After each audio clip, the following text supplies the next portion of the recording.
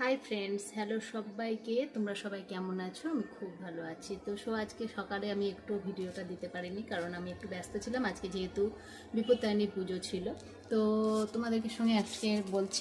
আগে তোমাদেরকে সবাইকে আমি জানিয়ে দিই বিপত্তারিণী পুজোর অনেক অনেক ভালোবাসা, অনেক অনেক শুভেচ্ছা। তো তারপরেই বলছি যে দেখো, আমি সবেমাত্র পুজো দিয়ে চলে এসেছি। আর এই দেখো, আমার সমস্ত ফল টল এখানে রাখাই আছে, ডালাটা। আর এটা হচ্ছে আমার ভোগের। আর এই হচ্ছে বিপত্তারিণীর সুতোগুলো।